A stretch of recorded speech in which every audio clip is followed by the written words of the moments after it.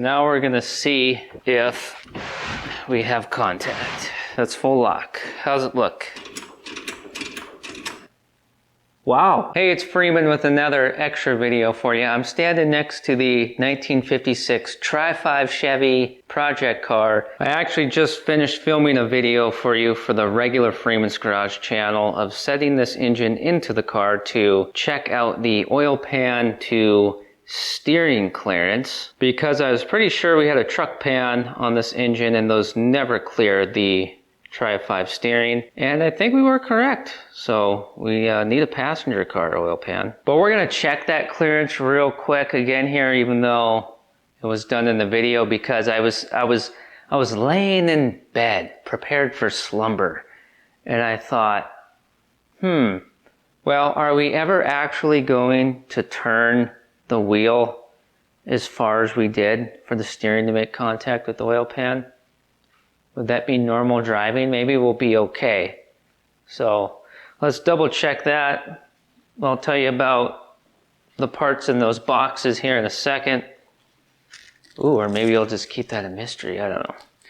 We'll see. But so let's check out this steering together. Okay, what is going on here? All right, let's put some air in this right front. That would probably help. Speaking of tires, what tires do you want to see on this car? What do you want to see for hubcaps, etc.? There might actually be a hubcap solution in one of these boxes. Just a trick to get you to keep watching. I don't think my tricks work.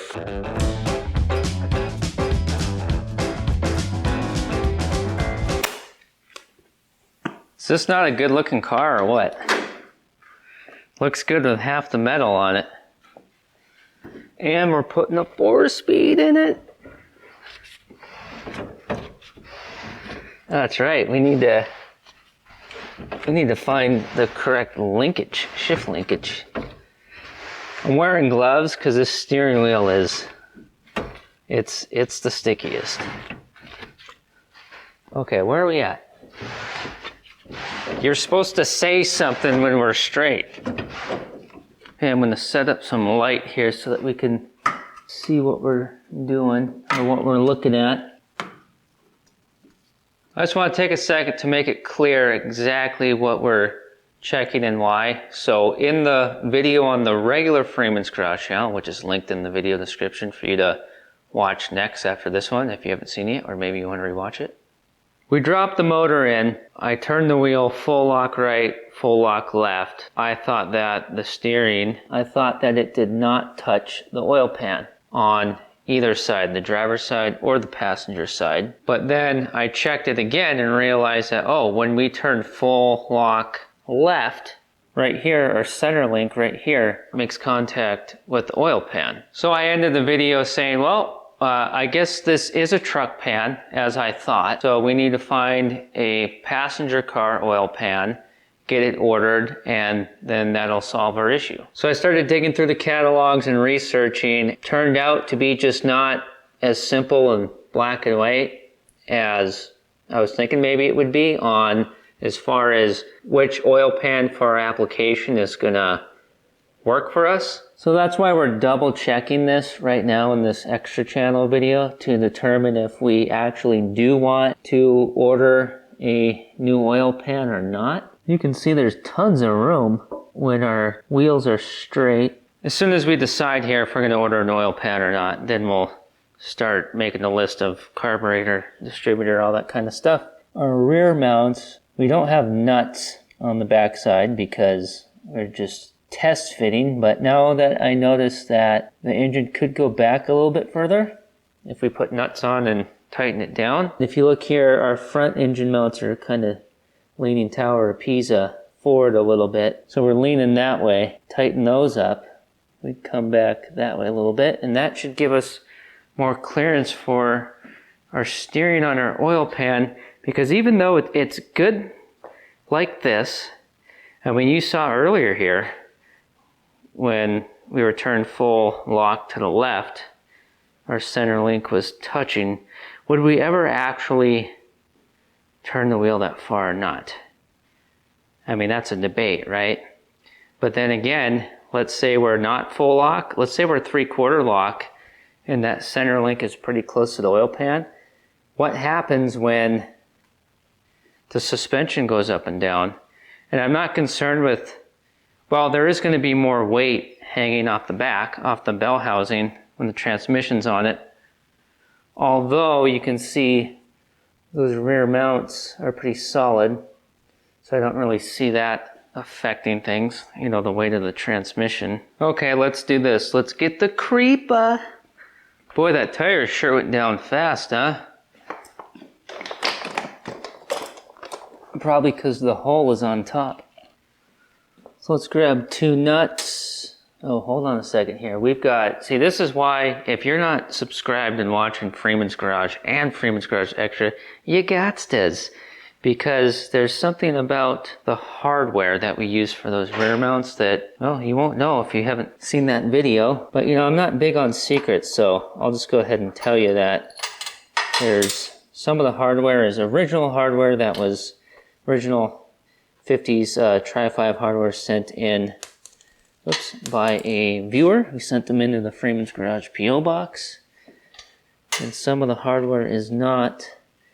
And so some of it is fine thread. Where are our fine thread nuts?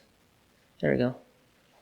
Fine thread, fine thread. Okay, we need 2 fine thread for the passenger side. Oh, come on. Behind the scenes action. Okay, I want another washer like that. Actually, no, we're probably only going to need to do, yeah, we're not buttoning this down permanently. We probably only need to put a nut on 1 bolt on each side. I just decided that since you're a subscriber and viewer and thumbs upper to both channels, I'll tell you what's in these boxes. You know, and I just want to apologize. Why was I ever considering withholding information from you? It's just wrong. We're not opening the boxes, okay? It's not time to open them. I'll tell you what's in them. Oh, this is interesting. So in that video that I mentioned 50 times already, the engine hoist kept dropping down and it was making it difficult to get these bolts in on this side. And I can see right now, they're not, the weight of the engine is down, but the bolts aren't all the way far enough through these holes for me to get the nuts on. Okay, well I can get one of them, I can. I'm gonna see if I can get it started with a washer. Okay, it feels like I can. But the bottom one's not centered enough. Okay, let's see if I can get this, everything to suck up to our mount on the frame here, or if we're gonna have to put the hoist on and get a little bit of weight off of it. Now it's all sucking into place here. So the oil pan, I'm sure, is moving further away from the center link or steering. Well, we're touching, so we'll call that good there. Oh, see, that bolt goes in now. So, yeah, we just need the one. And now I'm going to do the exact same thing on the other side. Yeah. See, you were coming over to the garage just to talk, just to hang out, and I pulled you into doing work. Okay, hold on a second. I gotta fight my way through all this packaging material. Our rubber motor mounts came in. Ow, ow, sharp wire. That hurts. What year is it? It's 2024, right? Which is ridiculous. But, oh, I didn't bring a nut, did I? Gosh darn it. Okay, hold on. Hold that thought. I guess we needed 2 the whole time. Okay, I just grabbed one of those lock washers. You just need, oh, it's a spider web right in the mouth. You might not even need, oh, hold on. We got more threads on the one that's not fine thread. Okay, hold on. I'm going to write a song called Eating Webs. I'm tightening this up as fast as I can because I want to hurry up and figure this out. I want to find out that our oil pan's going to work, which seems unbelievable because I'm very positive it's a truck pan. Might not be. But once we figure this out, then we move on to our list for everything else. But what was I gonna say 5 minutes ago? Oh, I was gonna say it's 2024, and did you know that Def Leppard, I guess, is on tour? Isn't that crazy? They're rocking, man. Guess that. Ow! I just rolled over my hair with the creeper. Yowza. That rock and roll hair. Must have been some pretty mild rock and rollers back in the day, because you probably can't be on tour still if you didn't take care of your body. Alright, cool. So that mount is all the way back where it's supposed to be. Oh, does it look like we have even more room now?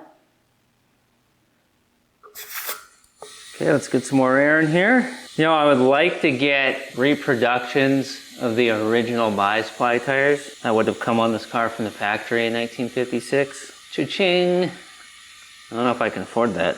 Any idea how agonizing this is? I just want to drive this car. 4 on the floor, 350, Tri-Five Chevy. You know, as much as I love doing this, I don't want to do this. I just want to drive. But you know, I can't drive 55. Where's my gloves?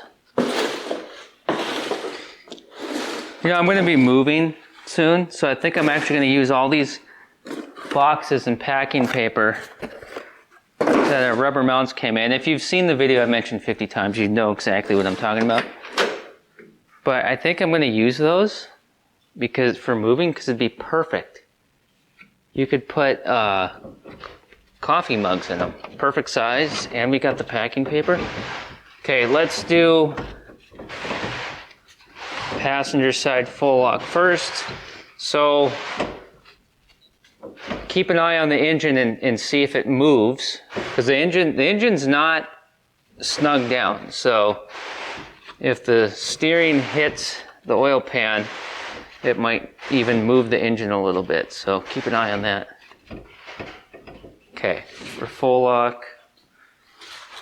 Yeah, would we ever actually even be? Ooh, well, I guess there could be some Johnny Law situations where we'd go full lock. Maybe, maybe not. Allegedly. Okay, so of course we're good on this side, on the driver's side, when we're full lock to the right, and it'll be the opposite when we go the other way. And now let's look at this side. Okay, I think we got more room, because this looks, oh yeah, so full right, full lock to the right. Yeah, I mean, we'd have to land hard after one giant set of train tracks to somehow get the steering to hit the oil pan. Lots of room.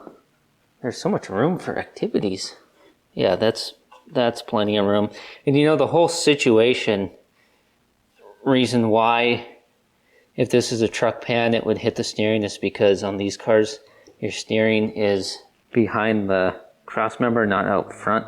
Okay, now the passenger side, plenty of room. How do you think this gap changes when the suspension goes up and down? What are your thoughts on that?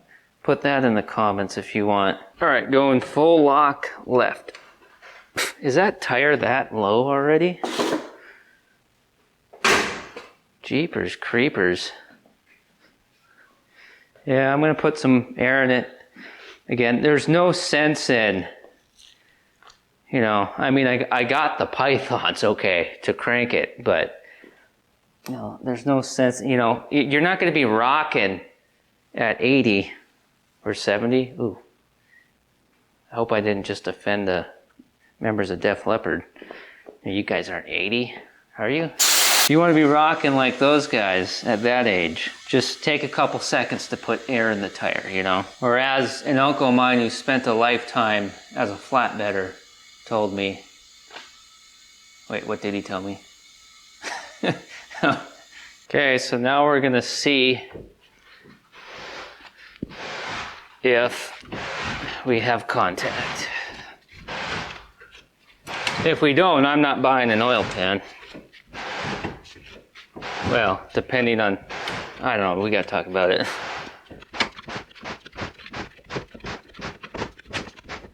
Okay, that's full lock. How's it look? Wow, we're not touching. Let's look together at this side, the passenger side real quick first. Okay, that's not touching. We knew that would not be. Okay, and then now to the driver's side. It is not touching.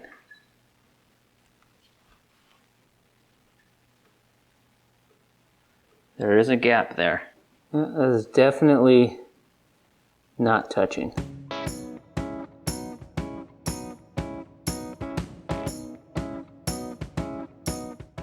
I don't think I would even crank it full lock anyways. I mean, if I did, that would be parking lot speed. These actually turn pretty far.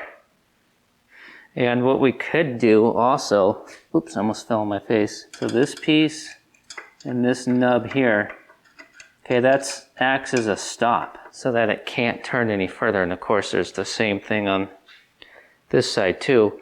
You know, we can modify that and limit the turning radius more. I don't think we need to. I think on the regular Freeman's Garage channel, the engine comes back out, the oil pan gets painted and reinstalled. We run it and test it out. The steering does not get any closer when I do this.